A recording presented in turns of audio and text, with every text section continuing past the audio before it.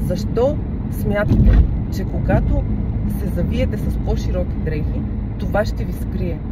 Напротив, това няма да ви скрие. Това ще ви даде по-голям обем и ще изглеждате, особено ако ръстът е по-нисък, ще изглеждате наистина по-обемни. Трябва дрехите, които подбирате за себе си, когато подбирате дрехите, те трябва да очертават, а не да завиват. По-голямата дреха не прикрива, тя дава излишен обем.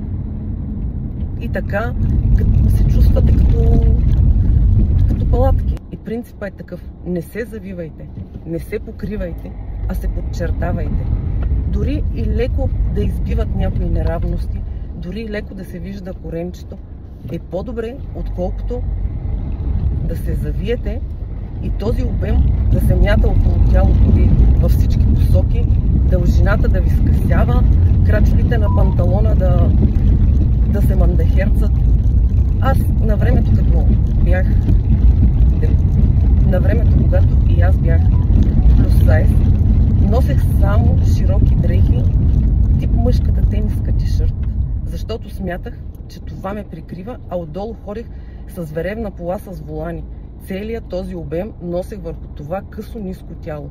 Изглеждах, както викаше дядо ми, като едни хора, дето калайдисват, как се казва такива работи? Калайчи, дето калайдисват хотели. Ходех, мятах, само кърпа ми липсваше на главата.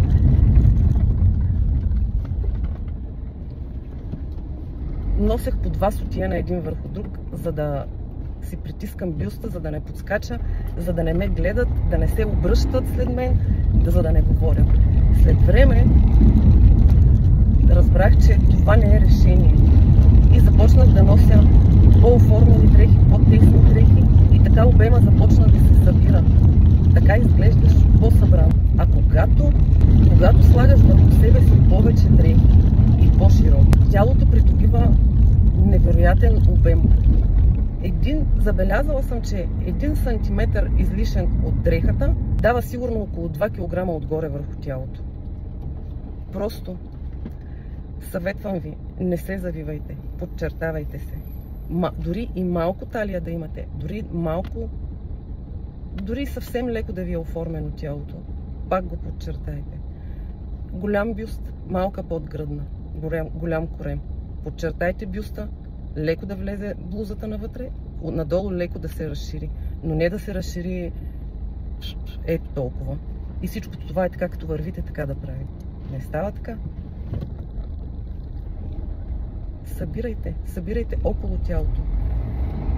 Значи, широки обемни дрехи, само да се престроя, широки обемни дрехи могат да носят, безпокойно, могат да носят онези мацки от списанията, които са с тесни раменца, с силиконов бюст, с малка талийка, с тесен ханш.